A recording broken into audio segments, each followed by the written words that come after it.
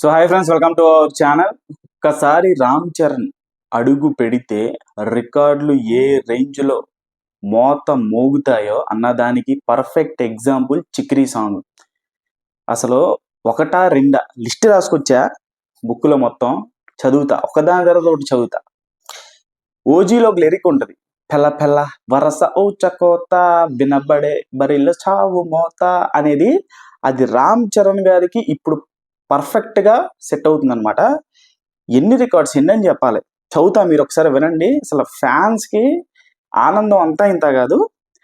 తెలుగులో ప్రజెంట్ ఇప్పుడున్నటువంటి వ్యూస్ చెప్తాను, తెలుగు, హిందీ, తమిళ్, మలయాళం, కన్నడ. తెలుగులో అయితే ఇప్పుడు నేను చెప్పేపాటికి ఇంకా పెరుగుతాయి, నేను రాసుకునేటప్పటికి చెప్తున్నాను. తెలుగులో ప్రజెంట్ 33 మిలియన్ వ్యూస్, 7,39,000 లైక్స్. నాకు తెలిసి రేపు గల్లా ఎల్లుడి గల్లా 1 మిలియన్ లైక్స్ అయిపోద్ది. So Telugu top.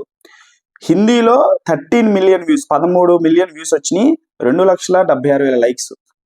తమిళ్లో 3 మిలియన్ వ్యూస్ దగ్గర దగ్గర, కన్నడలో 1.5 మిలియన్ వ్యూస్, మలయాళంలో కూడా 1.5 మిలియన్స్. ఇలా ఓవరాల్గా చూసుకుంటే 70 మిలియన్ వ్యూస్ ఉన్నాయి 5 లాంగ్వేజెస్ కలిపి.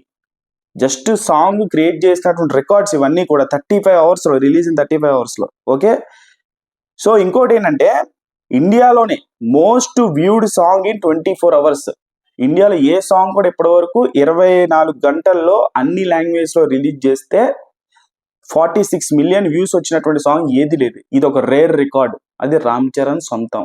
అడుగు పెట్టాలంతే, అడుగు పెట్టనంత వరకే ఏదైనా. ఒక్కసారి సరైన కంటెంట్తో బాబు దిగితే రికార్డ్స్ అన్నీ నడుచుకుంటూ వచ్చి ఆయన కాళ్ళ దగ్గర కూర్చోవాలి.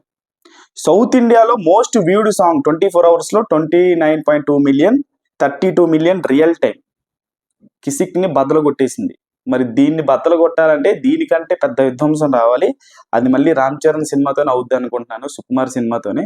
మరి ఈ లోపు ఇంకే సినిమా కూడా కనిపించట్లేదు దగ్గరలో. అయితే రాజమౌళి దిగాలి, లేకపోతే స్పిరిట్ ప్రభాస్ గారి దిగాలి. ఈ రెండే కనిపిస్తున్నాయి నాకైతే. సో దాని తర్వాత చూసుకుంటే fastest song to reach 15 million views in all languages in 35 hours.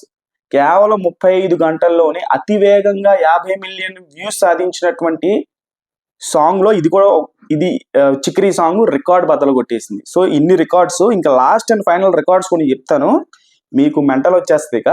అంటే ఈ సాంగ్ తాలూకు ప్రభావం ఏ రేంజ్లో ఉంది, ఇంపాక్ట్ ఏ రకంగా ఉందంటే 13 దేశాల్లో ఈ సాంగ్ ట్రెండింగ్ అవుతుంది, రకరకాల ఆయా ప్లేసుల్లో.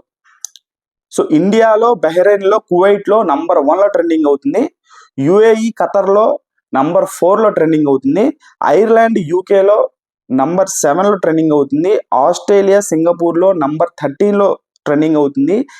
కెనడాలో నంబర్ 37లో ట్రెండింగ్ అవుతుంది. యునైటెడ్ స్టేట్స్లో నంబర్ 40లో ట్రెండింగ్ అవుతుంది. న్యూజిలాండ్లో నంబర్ 43లో ట్రెండింగ్ అవుతుంది. స్వీడన్లో నంబర్ 48లో ట్రెండింగ్ అవుతుంది. ఇదయ్యా రామ్ చరణ్ క్రియేట్ చేస్తున్నటువంటి చికిరీతో అన్బిలీవబుల్, అన్పారలల్ రికార్డ్స్. ఇంక ఫిక్స్ అయిపోండి, ఈ సినిమా బ్లాక్ బస్టర్ అయిపోయిందంటే అది అంతకు మించి ఇండస్ట్రీ హిట్ అంతే. నంబర్స్, బాక్స్ ఆఫీస్ నెంబర్స్ అనేవి ప్రీమియర్స్ దగ్గర నుంచి ఎట్టా మొదలవుద్దో, లాంగ్ రన్లో ఎంతవరకు వెళ్ళి ఎండ్ అవుతుందో ప్రేక్షకుల చేతిలో ఉంది. ఇంకా ఖచ్చితంగా ఆ వైబ్ అనేది వచ్చేసింది, క్రియేట్ అయిపోయింది. గ్లిమ్స్తో మొదలెట్టాడు ఊపు, దాన్ని చికిరీ సాంగ్తో కంటిన్యూ చేసుకుంటా. ఇప్పుడు నెక్స్ట్ వచ్చేటువంటి ప్రతి సాంగ్ కూడా బ్యాంగరే.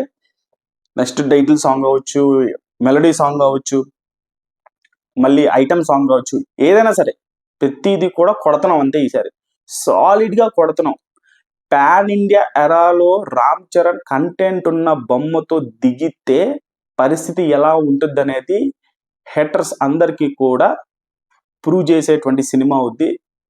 సో పెద్ద అప్డేట్స్ కోసం ఛానల్ని లైక్ చేయండి, కామెంట్ చేయండి, సబ్స్క్రైబ్ చేసుకోండి.